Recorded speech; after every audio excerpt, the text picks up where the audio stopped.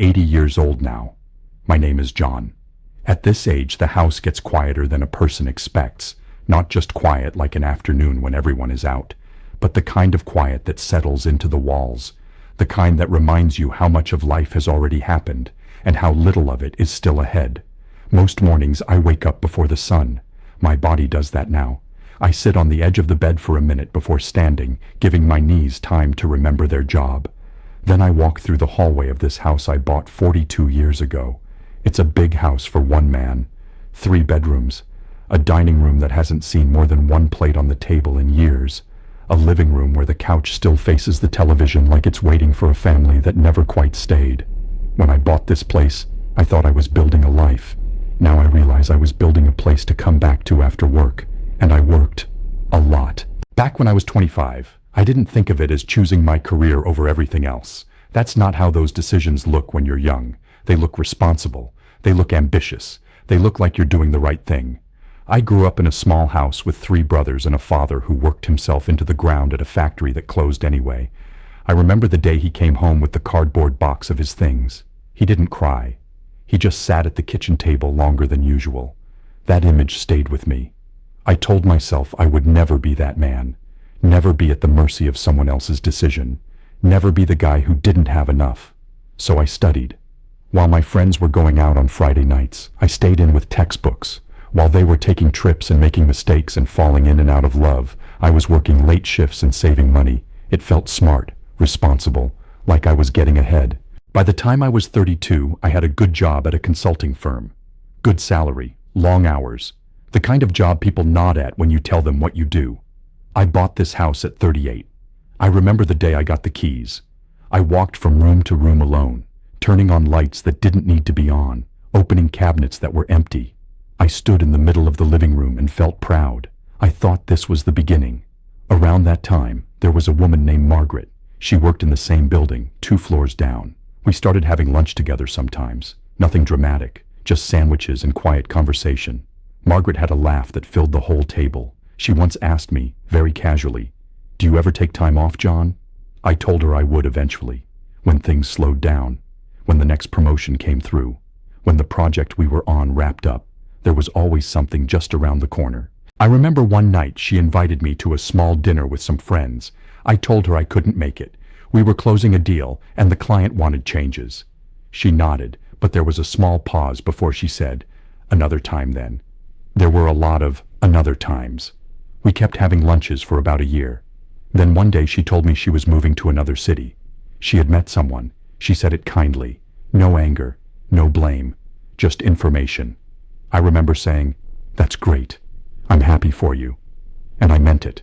At least I thought I did. After she left, I went back upstairs and finished the report I'd been working on. Life continued like that for decades. Work expanded to fill every available space. Promotions came, bigger clients, bigger responsibilities. My phone rang constantly. People respected me. Younger employees asked for my advice. My calendar was always full. I ate most dinners at my desk or in quiet restaurants near the office. Sometimes coworkers invited me to things, weddings, birthdays, weekend barbecues. Usually I said I was busy, not because I disliked them, just because there was always more work waiting. I told myself I was building something important, and in a way, I was. By 50, I had more money than I ever imagined when I was a kid. But time had quietly moved on without asking permission. Friends drifted away slowly, not with arguments, just distance. People build families. They move to neighborhoods with good schools. Their lives start revolving around children and soccer games and anniversaries. If you're not part of that circle, eventually you stop being invited, not out of cruelty, just gravity. I didn't notice how alone I had become until my 70th birthday. The company threw a small gathering in the conference room. Cake, a speech from the CEO, a few jokes about how long I'd been there. Everyone clapped. I smiled for the photos. Then I drove home. I remember unlocking the front door and stepping into the same quiet house I'd walked into for decades. No lights were on. No one had decorated anything. No one knew it was my birthday unless they worked at the office. I stood in the kitchen for a while that night. Not sad exactly, just aware. Aware that most of the people who mattered in my life had been colleagues, and colleagues eventually retire or move on. Work relationships have an expiration date. Families don't. That realization arrived late, later than it should have. The real turning point came 3 years ago. I was 77. One afternoon I received a letter from the daughter of an old co-worker named David. David and I had started at the company the same year. We spent thousands of hours in meetings together, but outside the office, we barely knew each other. The letter said David had passed away unexpectedly. There was a small memorial gathering, and she thought some of his colleagues might want to come. I almost didn't go. Old habit. But something made me drive there anyway. It was held in a modest community hall. When I walked in, the room was full. His children were there, grandchildren running between chairs, old friends telling stories, photographs from camping trips, birthdays, family vacations, people crying, people laughing, a whole life laid out across tables. I stood near the back of the room for a long time, holding a paper cup of coffee. I realized something then that I hadn't let myself think about before. When I die, there probably won't be a room like this. Not because I was a bad man, not because I didn't work hard or try to do right, but because I spent most of my life in places that close at 5 o'clock. And when those doors shut, everyone goes home to the people who matter most to them. I came back to this house that evening and sat in the living room without turning on the television, just sitting there, thinking about Margaret, about the friends whose weddings I skipped, about the nieces and nephews I rarely visited because work was busy. None of those moments seemed very important at the time. But they were. Life isn't lost in dramatic mistakes most of the time. It disappears in small postponements. I'll call next week. I'll visit when things calm down. I'll take time off next year. Years turn into decades faster than you expect.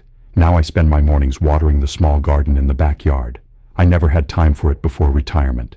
There's a bench out there. Sometimes I sit and watch the neighborhood kids ride their bikes down the street. Their parents call them in for dinner when the sun goes down. The sound of those voices carries across the yard. It's a good sound. I'm grateful for the life I had, truly. Work gave me stability. It gave me pride. It gave me a sense that I mattered to something. But work is a strange companion.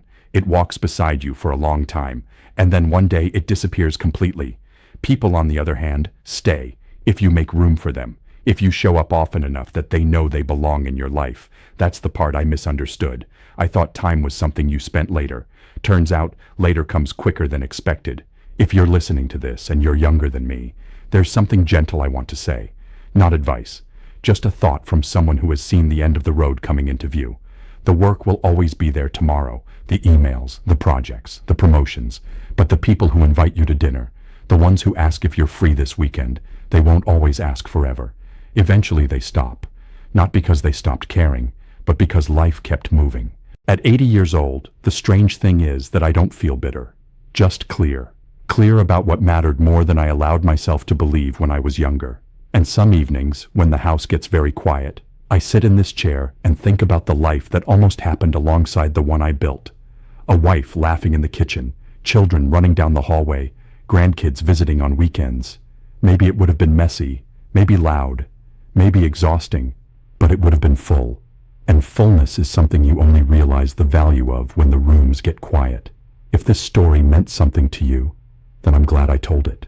Sometimes the only thing an old man can do with his regrets is pass them gently to someone who still has time.